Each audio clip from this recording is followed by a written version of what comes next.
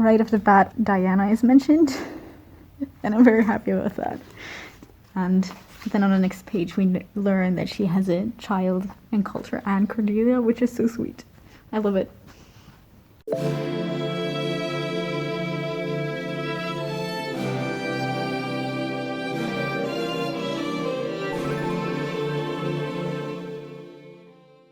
Hi, my name is Anneleen, and I'm going to be reading Anne's House of Dreams by Lucy Maud Montgomery.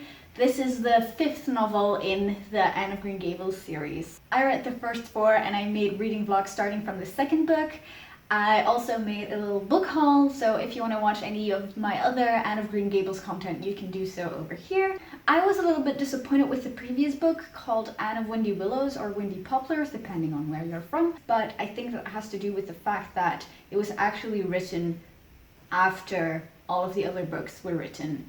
So I'm hopeful that this book will be more up my alley, and I got a comment of a viewer on my last reading vlog, the Anne of Windy Willows reading vlog, assuring me that I will not be disappointed by Anne's House of Dreams. So I am hopeful that this will be better. And I have to admit, I have read the first 2 chapters and I'm already liking it a lot more than I was enjoying the previous. All of the people that I love are in this novel again, like Diana, Gilbert, Marilla, Rachel. All of these have appeared in the first 2 chapters, and I hope that they will keep appearing. I think Anne and Gilbert will finally get married in this book, but as usual, I have no idea what will happen. I have not read the back of the book, so we're going in blind. In about 5 to 10 minutes, I will give you my full review, and for now, I hope that you enjoy this reading vlog.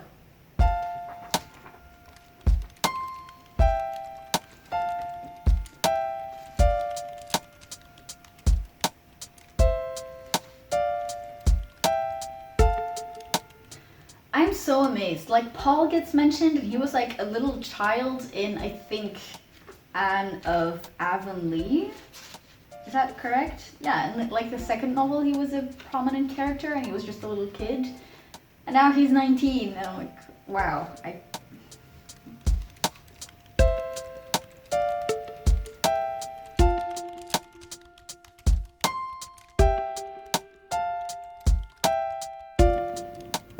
And Marilla is once again shipping Anne and Gilbert just as much as I am.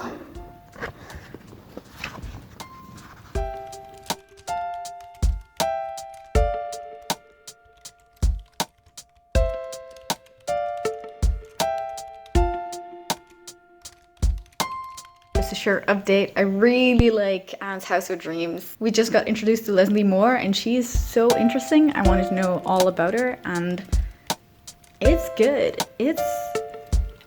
I am flying through this.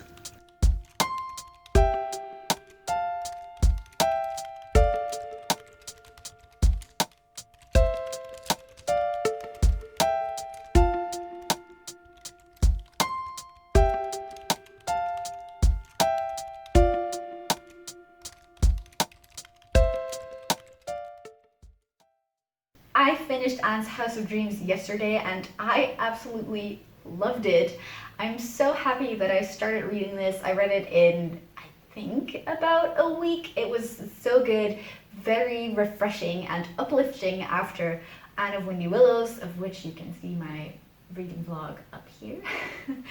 And I think this is my favorite one in the series so far. Actually, I'm pretty sure it is.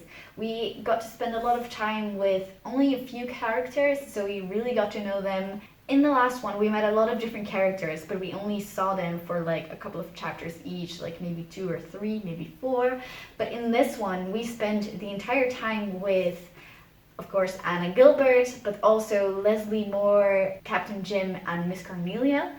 And then we also see a lot of Owen Ford, a writer who arrives, and the way that Leslie Moore is described the first time we meet her, she is mesmerizing. I loved everything about her, and I love that she was very complex in the way that she was dealing with a lot of hard things in her life that had happened, and she was still very young, she was 28, but she had suffered through a lot of tragedy and trauma, and still she learned to love again and love life especially. And I really enjoyed Anne and Gilbert suffer some tragedy as well, and the way it is handled to me was really beautiful. Like, it was written beautifully, but I do have to say it spans like a couple of chapters where it's talked about a lot because it's just a recent thing that happened, but after a while it's just kind of this thing that's never mentioned again, which I thought was could have been done better. It does get mentioned later on, almost at the very, very end, which I was happy about because I didn't want it to be just a thing that happened and then was forgotten about, like some of the other things in the series. So I do hope that we get to see the implications of that in later books as well. But we did get to spend some time with it in this one. It affected not only Anne and Gilbert but also Leslie, but in a very strange way. But that made me like her even more because she's very complex. She struggles a lot with what she's feeling and why she's feeling it, and she doesn't like that she's feeling it. And it was really interesting to read about that. Mostly, most of the time in children's books, people are just happy all the time, but she wasn't, and that was really refreshing. Then there was this one plot twist.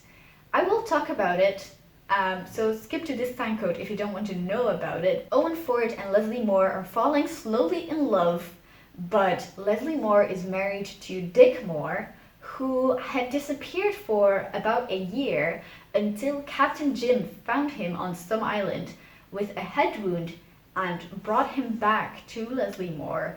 But he was never the same. He had become, disabled. He could do like housework and garden work and things like that, but he couldn't really take care of himself. And he had also changed physically. Like, he always used to be a fit dude, but now he had, become kind of chubby because he couldn't really do all the things he was able to do before. But, Leslie was still married to him, so she took care of him and was loyal to him. She didn't try and date any other men because this is, of course, the early 1900s. You also couldn't get a divorce. She had married Dick not because she loved him, but because she was kind of blackmailed into it. So it wasn't a very good marriage at the start. She was actually kind of relieved when he disappeared for a year. But when he came back, he was a different person because he had suffered this head wound and it had damaged his nervous system, things like that. But then, at one point, Gilbert discovers that there is a type of surgery that they could do that could potentially bring back Dick's memories. Gilbert mentions this to Leslie. He's like, Leslie, this is an option. We could perform surgery on him and it might bring back his memory. Leslie was kind of torn because she actually liked this version of Dick more than she had liked the previous version of Dick. And what I thought was going to happen is the following. I thought because Dick is essentially just a plot device, he's the obstacle between Owen Ford and Leslie Moore because they can't be together as long as she and Dick are married because you couldn't get divorced, things like that. I thought he was just going to die at the surgery table. I thought that they would have done something wrong, accidentally, and that he wouldn't survive. That wouldn't have been great because you would just be essentially killing a disabled person in a novel, which, try to not do that. But what actually happened is the surgery was successful, and it turns out that Dick Moore wasn't Dick Moore at all, but it was his long-lost cousin who looked very similar to Dick, which I thought was hilarious. I thought, like, how do you think of this and how do you pull this off, and why would you make such a complicated storyline just as an obstacle to have Leslie and Owen not be together? It was wild, and I actually loved it. I don't remember what his actual name is. I think it's George or something. Let's call him George for now. George recovers. He realizes that he, doesn't really want to be with Leslie because he didn't marry her. So he moves away to his older sister who lives somewhere else. and Leslie and Owen are free to be in love, which I thought was necessary. Like, they deserve the happiness. I really like this novel. I loved the way that it described pregnancy in this book as well. Like, I don't remember what it was, but I remember reading it and thinking like, oh, she's pregnant? Oh, you said that so wonderfully. I can't wait to start with the next one. I hope that it'll be as good as this one is, maybe even better, if that is possible, because I am giving this 5 stars out of 5. This is one of my new favorite books, definitely. I will read the next one and I will keep you updated on my process. We're almost finished. Let me check how many books there still are in this series. I think, yeah, there's 3 more to go. So I've got 3 more videos to go. We're over halfway. Do let me know, what is your favorite book in the Anne of Green Gables series? Is it Anne's House of Dreams? Is it one of the other ones that I've read already? Is it one of the ones that I still have yet to read? Do let me know. I would love to talk about it. What did you think of this one? Is this one of your favorites? Or did you think that there are better novels in this series? Let me know. I would love to chat. I think I will wrap it up here. Thank you so much for watching. I hope that you enjoyed this video. If you did, give it a like, subscribe to see my other videos as well. And I hope that you have a lovely day. I will see you next Wednesday. Bye!